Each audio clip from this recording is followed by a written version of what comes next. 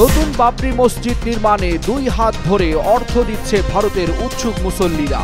2 দিনেই উঠেছে বস্তায় বস্তায় টাকা। মেশিন বসিয়ে 5 ঘন্টা ধরে গোনা হয় কোটি কোটি রুপি। বাবরি মসজিদ ইস্যুতে গণগীতা পাঠ ও লক্ষাধিক হাফেজের কোরআন তেলাওয়াতের পাল্টাপাল্টি কর্মসূচিতে উত্তপ্ত কলকাতা। পশ্চিম বাংলার রাজনীতিকে ধর্মীয় মেরুকরণ করার অভিযোগ। ফের আলোচনায় বাবরি মসজিদ ভাঙা প্রথম ব্যক্তি বলবীর সিং। পরে আক্ষেপ অনুশোচনা থেকে গ্রহণ করেন ইসলাম ধর্ম। প্রায়শ্চিত্ত করতে মেরামত করেন বহু মসজিদ। ইন্দো প্যাসিফিক অঞ্চলে চীনের লাগাম টানতে এবার জোট বাঁধছে জাপান অস্ট্রেলিয়া। তাইওয়ান ঘিরে বেইজিং এর সামরিক পদক্ষেপের বিরুদ্ধে কৌশলগত বার্তা, বলছেন বিশ্লেষকরা। শান্তি চুক্তি ভেঙে ফের থাইল্যান্ড কম্বোডিয়া সীমান্ত সংঘাত শুরু। আর্টিলারি ও বিমান হামলায় উত্তপ্ত 2 দেশ। যে কোনো সময় বড় যুদ্ধের শঙ্কা।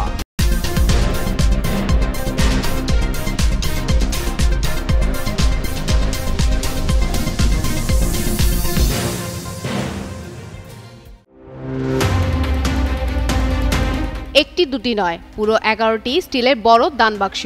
বাক্সগুলো খোলার মুহূর্তেই যেন উপস্থিত সবাই স্তব্ধ। মাত্র 2 দিনেই ভরে গেছে দান বাক্সগুলো। নোটের গন্ধে, ভিড়ের গুঞ্জনে পুরো পরিবেশ তখন অন্যরকম উত্তেজনায় টকবক করছে।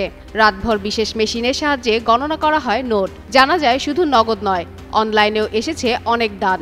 কিউআর কোড স্ক্যান করে এখন পর্যন্ত এসেছে কয়েক লাখ রুপি। আর এই ঘটনাটি ঘটেছে পশ্চিমবঙ্গের মুর্শিদাবাদের বেলডাঙ্গায়। গত কয়েকদিন ধরেই রাজ্য জুড়ে চলছে বাবরি মসজিদ নিয়ে রাজনৈতিক উত্তাপ। ধর্মীয় আবেগ, রাজনৈতিক পাল্টাপাল্টি বক্তব্য আর তৃণমূল কংগ্রেস থেকে সদ্য বহিষ্কৃত বিধায়ক হুমায়ুন কবিরের ঘোষণা, সব মিলিয়ে গোটা অঞ্চল জুড়ে ছিল অস্থিরতা। ঠিক সেই প্রেক্ষাপটেই 6 ডিসেম্বর বেলডাঙ্গায় বাবরি মসজিদে ভিত্তিপ্রস্তর স্থাপন করেন তিনি। আর এ সময় পুরো এলাকা পরিণত হয় জনসমুদ্রে। সেই সঙ্গে আগত অতিথিদের শাহী আপ্যায়নের দীর্ঘ আয়োজন করা হয়। সভাস্থলেও আরও রাখা হয়েছিল 11টি দান বাক্স।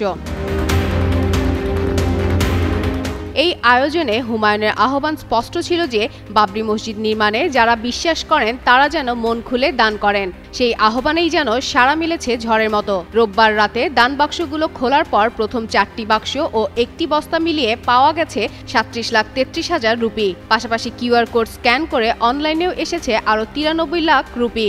সব মিলিয়ে দানের পরিমাণ ইতিমধ্যেই কোটি রুপির ঘর পেরিয়েছে। রাতে 5 ঘন্টা ধরে বিশেষ মেশিন দিয়ে টাকা গোনা হয়। সোমবার বাকি 7টি বাক্স খোলার কথা রয়েছে বলে জানানো হয়। স্বচ্ছতা বজায় রাখতে প্রক্রিয়াটি সম্পূর্ণটাই সরাসরি সম্প্রচার করা হচ্ছে। এদিকে বিদেশ থেকেও দান এসেছে এবং এত অর্থ রাখতে আলাদা নিরাপত্তা ঘর তৈরি করা হবে বলে জানানো হয়েছে। উল্লেখ্য, তৃণমূল কংগ্রেস ইতিমধ্যেই হুমায়ুনকে বহিষ্কার করেছে। বহিষ্কারের পর তিনি ঘোষণা দিয়েছেন 22 ডিসেম্বর নতুন দল গঠন করবেন এবং বেলডাঙ্গায় মসজিদ নির্মাণ তিনি শেষ করেই ছাড়বেন। আসন্ন নির্বাচনে তার দল 135 আসনে লড়বে বলেও জানিয়েছেন তিনি। দান বাক্সগুলোর ভরাট অবস্থা এখন সেই রাজনৈতিক ঝড়েরই নতুন কেন্দ্রবিন্দু। ফাতেমা ফাতেহ জান, যুগান্তর নিউজ।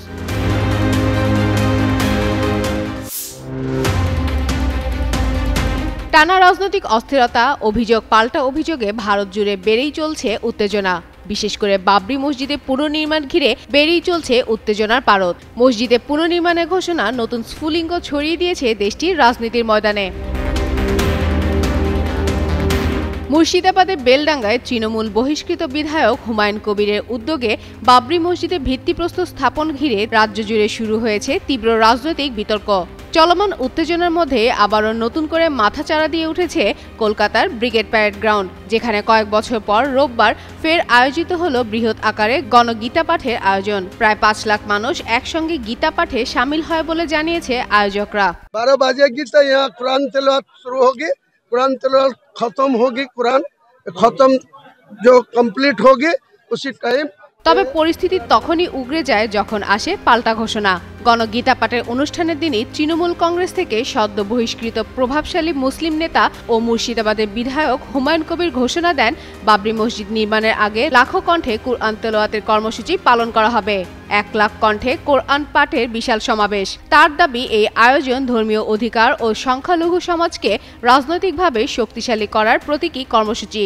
তিনি আরও জানান, প্রায় 1 লাখ হাফেজকে দিয়ে দিনভর কোরআন তেলাওয়াতের পরিকল্পনা রয়েছে, সঙ্গে থাকবে আপ্যায়নের ব্যবস্থাও। এদিকে গণগীতা পাঠের অনুষ্ঠানে বিশাল 3টি মঞ্চ, দেশজোড়া সাধু সন্তদের উপস্থিতি এবং বিজেপি শীর্ষ নেতাদের অংশগ্রহণে অনুষ্ঠানটি দ্রুতই রাজনৈতিক রং পেতে শুরু করে। যদিও মুখ্যমন্ত্রী মমতা বন্দ্যোপাধ্যায় আমন্ত্রিত থাকলেও তিনি উপস্থিত না থাকায় তা নিয়ে তৈরি হয় নানা জল্পনা। এতে বিশ্লেষকরা মনে করছেন, মমতার প্রশ্রয়ী ধর্মীয় ইস্যু নিয়ে বিতর্ক তৈরি করছে হুমায়ুন কবির। নির্বাচনের আগে হিন্দু ভোট ব্যাংকে প্রভাব বিস্তারই এ মহা আয়োজনের অন্যতম উদ্দেশ্য।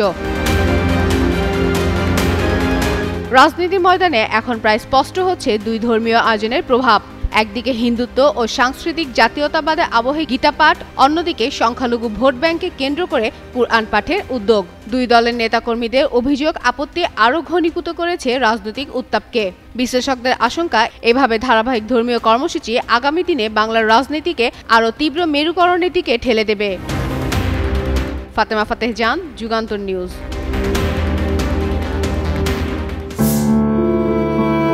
1992 সালের 6 ডিসেম্বর এদিন বিশ্ব হিন্দু পরিষদ, বিজেপি এবং শিবসেনা পার্টির সমর্থকরা 500 বছরের পুরনো ঐতিহাসিক বাবরি মসজিদে হামলা চালিয়ে ধ্বংস করে ফেলে।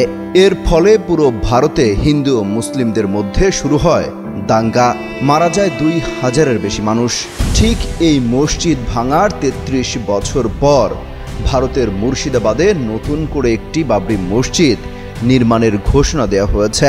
এ নিয়ে চরম উত্তেজনা দেখা দিয়েছে গোটা ভারত জুড়ে। ফলে নতুন করে আলোচনায় এসেছে সেই সময় কি ঘটেছিল, কেন ভেঙে ফেলা হয়েছিল বাবরি মসজিদ, যে প্রথম ভেঙেছিল তার শেষ পরিণতি কি ঘটেছিল। এই মসজিদ ভাঙতে প্রথম আঘাত করেছিলেন যে ব্যক্তি, তার নাম বলবীর সিং। একসময় শিবসেনার সক্রিয় এই কর্মী হয়ে ওঠেন একজন পরিপূর্ণ মুসলিম। নাম বদলে হয়েছেন মোহাম্মদ আমির। মুখে লম্বা দাড়ি, মাথায় টুপি, গায়ে আলখেল্লা। কথায় কথায় বলেন আল্লাহু আকবার, আলহামদুলিল্লাহ। কাকডাকা ভোরে আজান দেন আসসালাতু খায়রুম মিনান নাওম। একদিন যে বলবীর সিং চূড়ায় উঠে ইট খসিয়েছিলেন বাবরি মসজিদের, আজও তিনি যেন ভারতের বিভিন্ন স্থানে ভেঙে পড়া মসজিদ নির্মাণের জন্য ছুটে বেড়াচ্ছেন। ভারতের উর্দু একটি ম্যাগাজিনের সঙ্গে সাক্ষাৎকারে তিনি বলেন, আদেশ আসার পর আমি সবার আগে শাবল হাতে বাবরি মসজিদ ভাঙতে এগিয়ে যাই। আমি শাবল দিয়ে গম্বুজটির উপর আঘাত করলাম এবং ভগবান রামের নামে জোরে জোরে ধ্বনি দিলাম। দেখতে না দেখতেই মসজিদটি ভেঙে গুড়িয়ে গেল।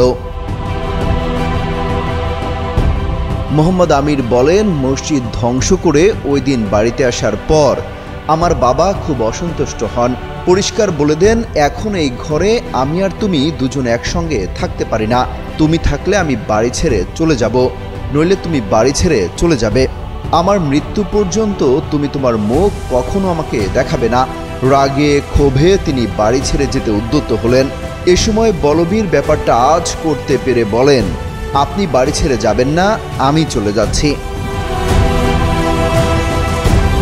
বলবীর সেই সাক্ষাৎকারে বলেন, মসজিদে হামলার সময় আমার যে বন্ধুটি বিশেষভাবে আমার সহযোগিতা করে তার নাম যোগিন্দর। আমি বাড়ি ছেড়ে চলে আসার কিছুদিন পর যোগিন্দর পাগল হয়ে যায়, সম্পূর্ণ উলঙ্গ থাকতে শুরু করে, পরনে কাপড় রাখত না। অত্যাচারে অতিষ্ঠ হয়ে তাকে শেকলে বেঁধে রাখা হতো। 1993 সালের 9 মার্চ আমার বাবা মারা যান। বাবরি মসজিদ ভাঙার অপরাধে আমাকে খুঁড়ে খুঁড়ে খেতে থাকে। তাছাড়া যোগিন্দর পাগল হওয়ার পর আমার মন সবসময় ভীত থাকত, না জানি কোনো আসমানি বিপদ আমার উপর এসে পড়ে। বাবার দুঃখ, মনোকষ্ট এবং যোগিন্দের করুণ পরিণতি আমাকে বারবার ইসলামের দিকে ডাকতে থাকে। ফলে 25 জুন 1993 জোহর নামাজের পর আমি ইসলাম গ্রহণ করি। আমার নাম রাখা হয় মোহাম্মদ আমির। জানা যায় 1993 থেকে উত্তর ভারতের মেওয়াত সহ বিভিন্ন জায়গায় বেশ কিছু ভেঙে পড়া মসজিদ খুঁজে বের করে সেগুলো মেরামত করেছেন তিনি। বাবরির প্রায়শ্চিত্ত হিসেবে কম করে হলেও ভেঙে পড়া 100 মসজিদ মেরামত করার কথা জানান তিনি। ভেঙে ফেলা ঐতিহাসিক মসজিদটি রামায়ণখ্যাত অযোধ্যা শহর ভারতের উত্তরপ্রদেশ রাজ্যের ফৈজাবাদ জেলায় অবস্থিত। 1528 সালে সেখানে সম্রাট বাবরের আদেশে একটি মসজিদ নির্মাণ করা হয়, যে কারণে জনমুখে মসজিদটির নামও হয়ে যায় বাবরি মসজিদ। অমিত হাসান রবিন, যুগান্তর নিউজ।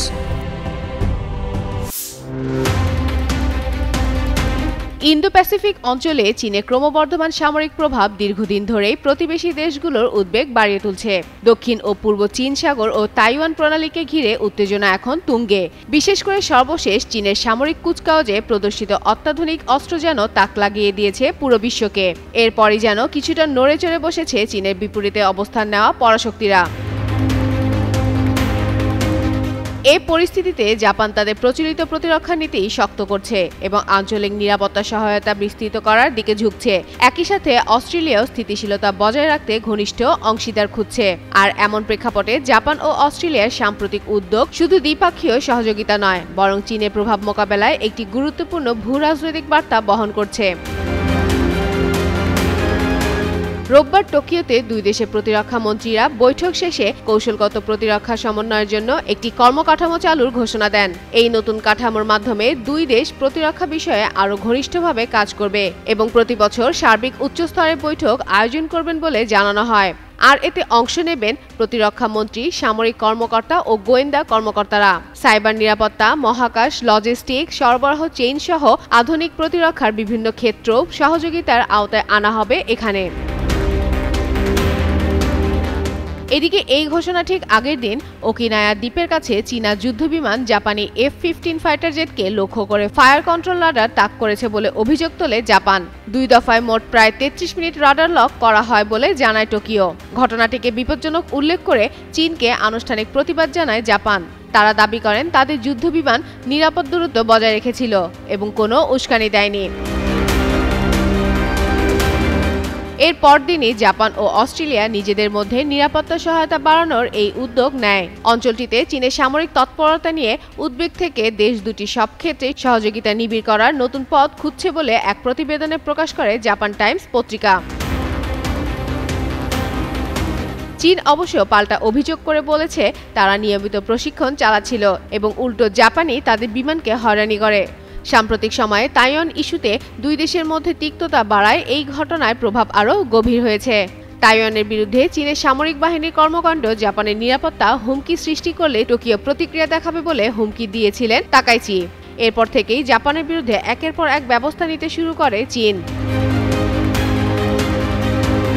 আঞ্চলিক এই অস্থিরতাকে বিশেষজ্ঞরা মনে করছেন জাপান ও অস্ট্রেলিয়ার এই নতুন প্রতিরক্ষা কাঠামো ইন্দো প্যাসিফিক অঞ্চলে বহুপক্ষীয় সামরিক সহযোগিতা আরও জোরদার করবে এবং চীনের ক্রমবর্ধমান প্রভাবের বিরুদ্ধে একটি সমন্বিত বার্তা হিসেবে কাজ করবে। ফাতেমা ফাতেহজান, যুগান্তর নিউজ।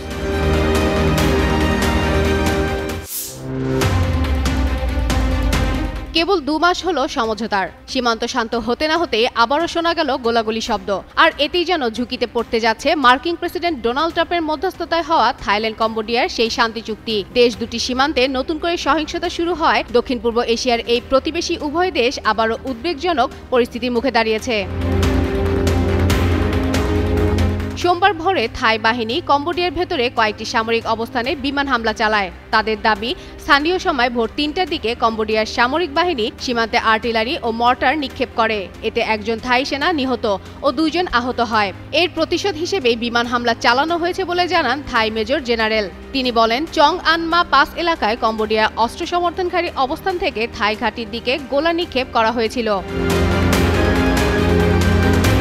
অন্যদিকে কম্বোডিয়া উল্টো অভিযোগ তুলেছে। তারা দাবি করেছে ভোর 5টা 4 থাইল্যান্ডই প্রথম হামলা চালায়। বহুদিন ধরে থাই বাহিনী সীমান্তে উত্তেজনা সৃষ্টি করেছিল বলে অভিযোগ তাদের। এদিকে সংঘাত বাড়তে থাকায় থাইল্যান্ড সীমান্তবর্তী শহরগুলো থেকে প্রায় 70% বেসামরিক নাগরিককে সরিয়ে নিয়েছে।